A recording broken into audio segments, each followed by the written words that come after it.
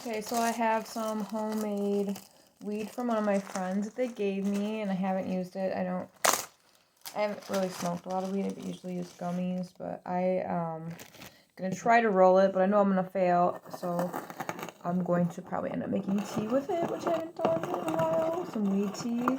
So it's been actually a long time. I should have thought of this sooner. So I'm just using my grinder here. And I'm going to try to roll, but so I got these little papers here. And I probably won't be able to do it. But when I fail, I'm going to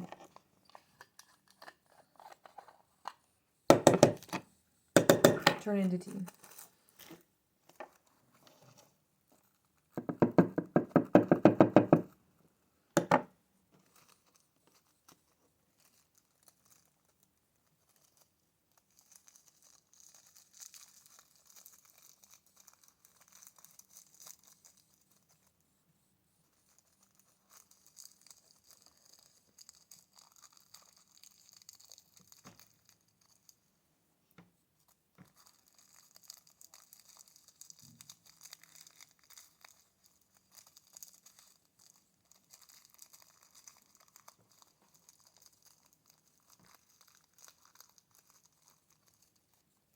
Oh my gosh, I'm actually doing pretty good.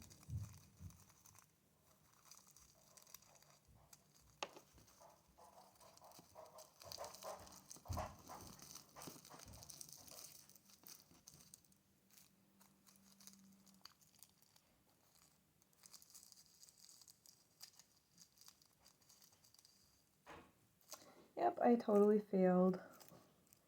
Can't get it right, so I'm just going to make tea out of it. Okay, so I have my coffee maker here. I'm going to diffuse the tea in this. So you put in this part you put the tea bag and the tea, and then you pour the hot water in like that, and it goes through it. And I said I was going to make some weed tea, so I have, put up the wrong container. I have that much in there. I'm just going to dump it all in because it's not as strong, and there's some of that keef in the bottom that will probably go straight through it.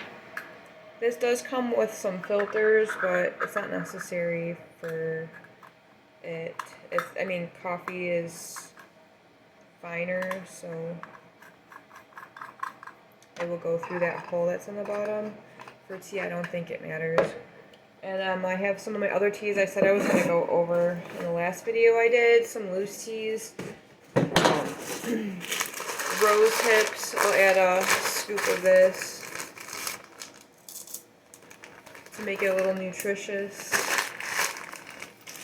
And some elderberries. I mean, the weed does have nutrition in it too. I'm not sure what it would be.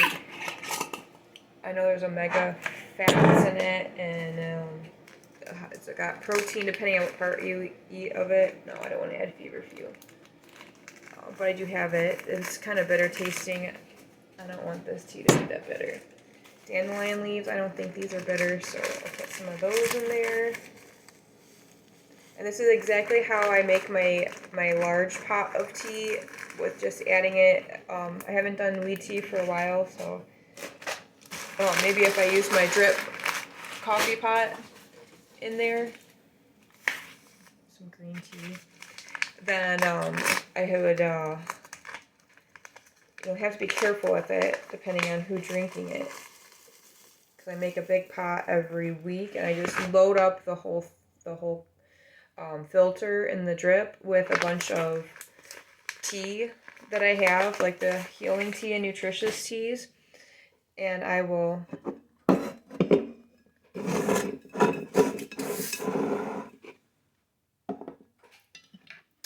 have it for the week and reuse it until the tea goes too light to drink. So I'm just gonna fill this up to 12, I guess, ounces that would be, with hot water, and let it sit there and drip through, and then guess we'll go from there and see how it works. It's still dripping. I still got 6 ounces left, but I'm going to show you. This is what I fill up my coffee pot with, my regular drip coffee pot, and it's still dark enough to use this tea, but this has a whole bunch of nutrient teas in it. I'm gonna see if this works here. Dump it out. So I will, for the whole week, or as long as it lasts, I add my teas to it, and then I compost it when it runs so clear that it's hardly a tea anymore. But this has been very potent this time, and you can see that this is great for composting after it's done. So I really enjoy making this tea because I just feel like after I'm done with it, it goes to my compost and I make dirt with it. So my food is being recreated into nutritious dirt from all the compost and teas and coffees that we drink every week, along with the food compost. But the tea is it's so nutritious looking. It looks like it could be dirt now. There's got my rose hips in it, and then dandelion leaves, dandelion roots. It has wild cherry bark, and just whatever kind of nutritious herbs I have that are dried, and then they turn into tea, and then after their tea, they go into compost. And then I keep my sort of disgusting looking blender that broke, and I use it as my compost bucket, and I have rinds from fruits and veggies and shells from shrimp in here. And I'm just going to add this beautiful compost to that to add more nutrition to my soil. And I actually like to make my compost more than I actually like gardening the one year, which we actually decided to move that year and never did. So I kind of got unfocused on my garden mission and started focusing more on getting the house ready to sell, and then we never ended up selling it. So maybe this year, if I don't plan on selling the house, I can work on my garden again because I'll have a nice compost again. The last time it was 3 years, and it was sitting there in my compost pile, and the worms in there were so fat, and I was so excited about my worms. But this year I might have more time to actually work on the garden, and that might be funner for me this time. Okay, my tea is done. It's really done. Oopsies. Let's see the color. Yeah, look at how dark that is. And I could probably strain it through again. The tea looks like green tea. The green tea has taken over most of it, but it is still so pungent. Okay, so I'm gonna do another. Got a little bit more water here. Add a little bit more so it can run through again, and I will see what the effects are on how the tea tastes. Straight tea. I can smell the weed in it.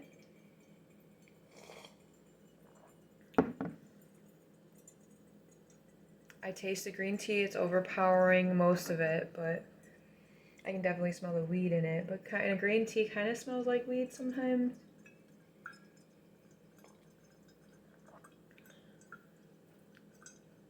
Yeah, the green tea is really overpowering everything, but I can smell it in there, so I'll see what the effects are. And I'll give Grandma a little bit. She likes her edibles and stuff. It get her out of pain, and it also makes her be able to sleep well and makes her hungry.